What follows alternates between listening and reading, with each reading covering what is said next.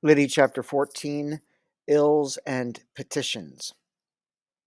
By Saturday afternoon, she was back in her own room, and by Sunday the pain had dulled. Dr. Craven had cut her hair away from the wound and bound her head in a proper bandage, but she took it off. She was going back to work the next day, bald spot and all. She'd never been vain, never had anything to be vain about, to tell the truth. No need to start in fussing over her looks now. At first, Amelia and Mrs. Bedloe objected to her returning to work so soon, but they quickly gave up. Liddy would go to work no matter what.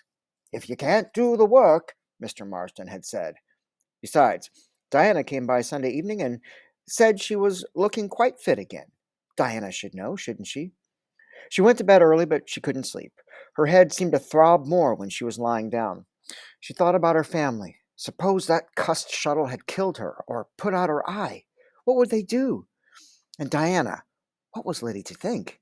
She hadn't dared ask about Dr. Craven. Diana hadn't explained why she sent for him instead of Dr. Morris, who usually cared for the girls at number 5. Dr. Craven seemed as good a doctor as any, better. He didn't leave a bell. The curfew bell rang. Amelia came to bed.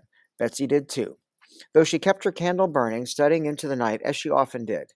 At last she blew out the light and slid down under the quilts. Then it began. That awful, tearing sound that Liddy would come to dread with every knotted inch of nerves through her whole silently screeching body. Finally it stopped. "Betsy, I do wish you'd see Dr. Morris about that cough." Amelia's voice came from the next bed. "I'm a big girl, Amelia. Don't nag." "I'm not nagging. If you weren't so stubborn." "What would he tell me, Amelia? To rest? How can I do that? I've only got a few more months to go. If I stop now..." "I'm going to stop." "What?" There was a sigh in the darkness. "I'm leaving. Going home." "Home?" "I've come to hate factory life. Oh, Betsy, I hate what it's doing to me. I don't even know myself anymore. This corporation is turning me into a sour old spinster." "It's just the winter." Betsy's voice was kinder than usual. "It's hard to stay cheerful in the dark. Come spring, you'll be our resident saint once more." Amelia ignored the tease. "I've been through the winter before," she said. "It's not the season." She sighed again more deeply than before. "I'm tired, Betsy. I can't keep up the pace." "Who can, except our Amazonian Liddy?" Betsy's laugh turned abruptly into a cough that shook the whole bed. Liddy scrunched up tightly into herself and tried to block out the sound and the rusty saw hacking through her own chest. Had Betsy been coughing like this for long? Why hadn't she heard it before? Surely there must be some syrup or tonic, even opium. "You must see the doctor about that cough," Amelia said. "Promise me you will." "I'll make a pact with you, Amelia. I'll see the doctor if you'll promise to stay until summer. I can't think of number 5 without you." She stopped to cough, then cleared her throat and said in a still, husky voice, "How could I manage? You're the plague of my life, my guardian angel." There was a funny kind of closeness between her roommates after that night, but even so, Amelia went home the last week of January to visit and didn't come back. She wrote that her father had found her a teaching post in the next village. "Forgive me, Betsy," she wrote, "and do, please, I beg you, go to see the doctor." With a bed to herself, Liddy was less distressed by Betsy's coughing. And though Betsy never quite got around to seeing Dr. Morris, she was better, Liddy told herself. Surely the cough was less racking than it had been. Liddy missed Amelia.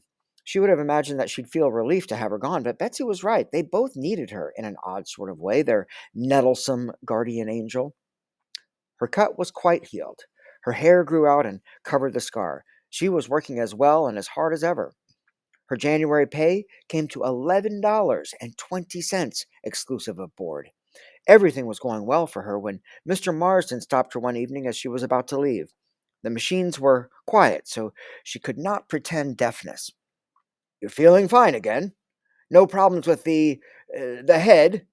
She nodded and made as if to go.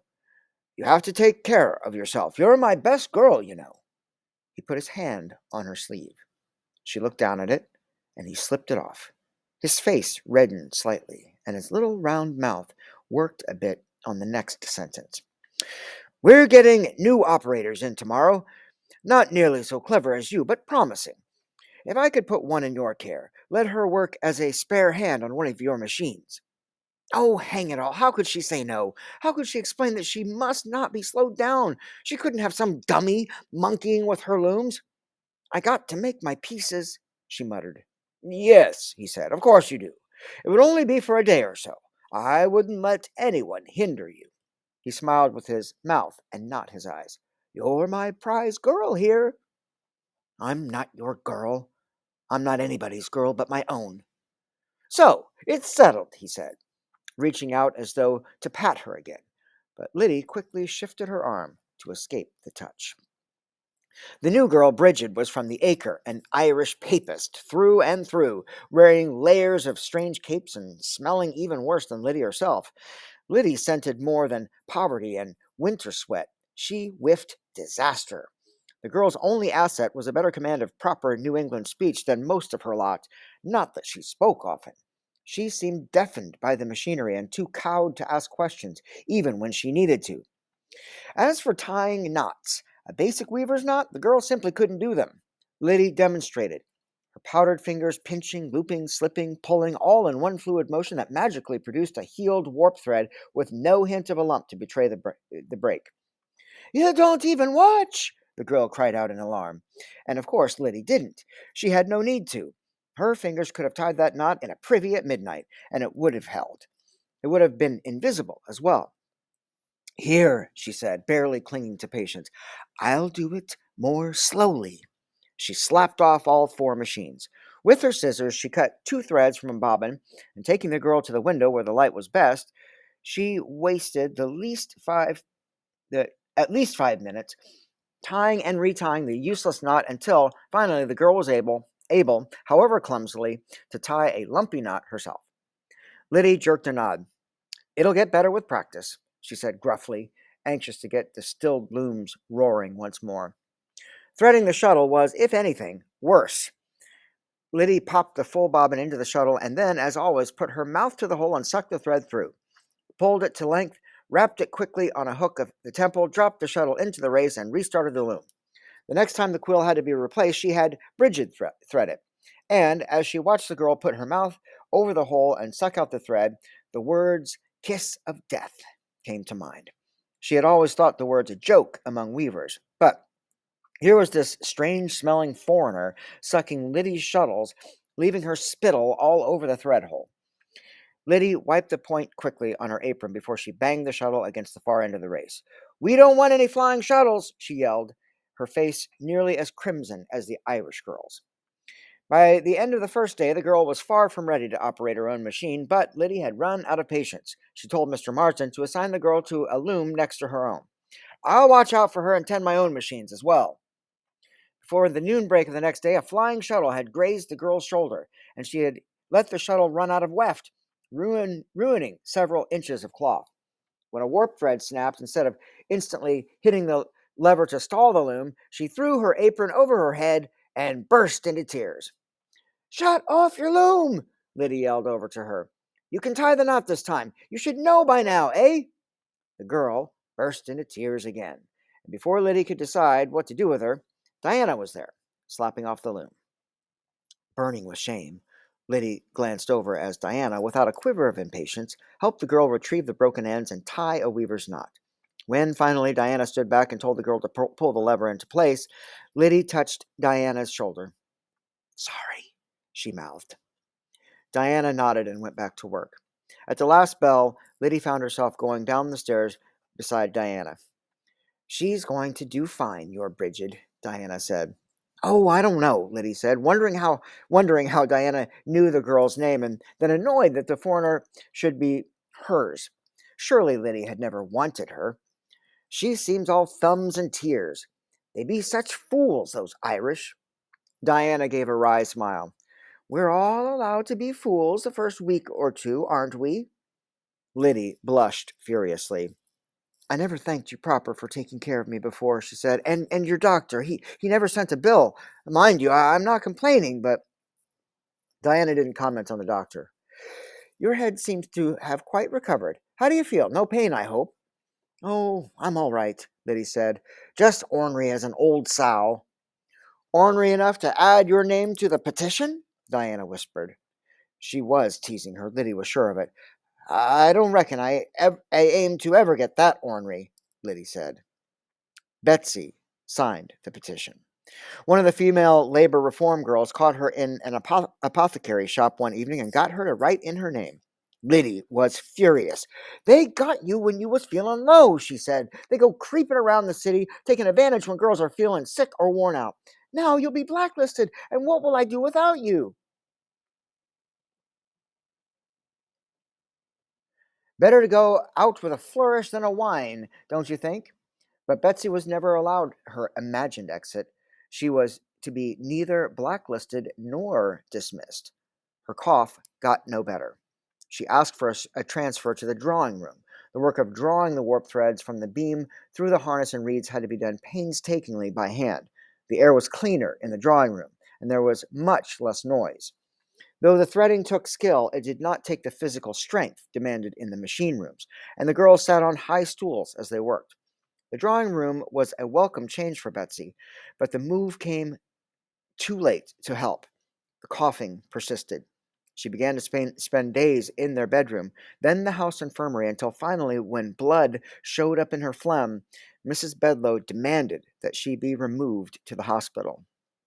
On Sunday, Liddy went to see her, taking her botany text and a couple of novels that cost Liddy 20 cents at the lending library. "You've got to get me out of here," Betsy said between fits of coughing. "They'll bleed me of every penny I've saved." But where could Betsy go? Mrs. Bedloe would not have her in the house, unwilling to bear the responsibility, and Dr. Morris had declared her too weak to travel to Maine to her uncle's. Liddy wrote the brother. He was only in Cambridge, less than a day away by coach or train, but there was a 3-week delay before he wrote to say that he was studying for his final examinations and would perhaps be able to come for a visit at the end of the term. Betsy only laughed. "Well," she said, "he's our darling baby boy." Then she fell to coughing. There was a red stain on her handkerchief. "But you sent him all the way through that college of his. Wouldn't you do that much for Charlie?" "But Charlie is—" Lydia was going to say nice and stopped herself just in time. "Our parents are dead, and he's the son and heir," Betsy said, as though that explained everything. Betsy grew a little stronger as the weather warmed, and in April her uncle came to take her to Maine. By then her savings were gone, along with her good looks. "Keep my bed for me, Liddy. I'll be back next year to start all over again. Some day I'll have enough money to go to college no matter how much the piece rate drops. I may be the oldest girl in the corporation before I have the money again. If they let women into Oberlin at all, surely they won't fuss about gray hair and a few wrinkles." "She'll never come back," Liddy thought sadly as she watched the buggy disappear around the corner, headed for the depot and the train north. "She'll never be strong enough again to work in a mill 13, 14 hours a day. When I'm ready to go myself," she thought, "maybe I could sign that cussed petition. Not for me. I don't need it. But for Betsy and the others. It ain't right for this place to suck the strength of their youth, then cast them off like dry husks to the wind." He was standing by the front door of number 5 when she came with the rush of girls for the noon meal. "Liddy Worthen." He said her name so quietly that she almost went past him without hearing. "Miss Liddy." She turned toward the voice, which didn't seem familiar to see a tall man she didn't know. Later, she realized that he had not been wearing his broad black Quaker hat. She would have known him at once in his hat. His hair in the sunlight was the rusty red of a robin's breast. Several girls nudged her and giggled as they pushed past her up the steps to the boarding house. "I was hoping thee would come," he said. He was so tall he had to stoop over to speak to her. "I'm Luke Stevens." His grave brown eyes searched her face. "Has thee forgotten?" "No," she said. "I'd not forgot. I just never expected." "I wondered if thee would know me in this strange garb." He was wearing shirt and trousers of coarse cotton jean, the kind of cloth the Lowell mills spit out by the mile. She would have known him at once in his Quaker hat and his mother's brown homespun. "I'm fetching some freight from down Boston way," he said, almost in a whisper. Oh, okay, so this is a little bit of a secret. "I'm fetching some freight from down Boston way," he said, almost in a whisper, glancing over his shoulder as he spoke. "They tend to look out for friends on the road." "Oh," she said, not really understanding. "My pa sent thee this," he said, handing her a thick brown parcel about the size of a small book. "He didn't want to risk the post with it, and since I was coming down Boston way—" She took the parcel from his big, rough farmer fist. "I thank you for the trouble," she said. It, it was no trouble. Was he blushing behind that sun and wind-weathered face? How odd he seemed. She felt a need to be polite. "Maybe Mrs. Bedloe could find you some dinner," she said. "We was just coming to eat." "I can't stay longer. I'm due in Boston. But I'm obliged," he said. "Well, I'd best be on my way." "Well—" She could hear the calls and clatter of the dinner hour, even through the closed front door. She'd hardly have a minute to eat her meal if he didn't go. "It's mighty good to see thee, Lyddie Worthen," he said. "We miss having thee up the hill." She tried to smile at him. "Thank you for the—" whatever the strange parcel was. It was good of you to bring it all this way." When on earth would he leave? "Thy Charlie is well," he said. I was by the mill just last week." "Charlie, he's doing well, fit and content?" "Cheerful as ever. He's a fine boy, Liddy." "Yes, I know. Give him my best when you see him again, eh?" He nodded. "Thy house came through the winter in good shape." He saw her glimpse the door. "I mustn't hold thee longer from thy dinner," he said. "God keep you." "And you," she said. He grinned goodbye and was gone. She didn't have time to open the parcel until after supper. Enclosed in several layers of brown paper was a strange, official-looking document, which at first she could make no sense of, and a letter in a strange hand. "My dear Miss Lydia, by now you have despaired of me and decided that I am a man who does not honor his word. Please forgive my tardiness. Thanks to the good offices of our friends, the Stevenses, true friends indeed, as well as your gracious loan, I was able to make my way safely to Montreal. I have now the great joy of my family's presence. Enclosed therefore herein is a draft which can never repay my great debt to you. With everlasting gratitude, your friend, Ezekiel Freeman." She could not believe it. $50! The next day she used her dinner break to race to the bank. Yes, it was a genuine draft from a solvent Montreal bank. $50! With one piece of paper, her account had bulged like a cow about to freshen. She must find out at once what the debt was. She might already have enough to cover it. Why hadn't her mother replied to her inquiry? Did her mother even know what the debt was? Did she care? Oh, mercy. Had the woman always hated the farm? Was she glad to have it off her hands?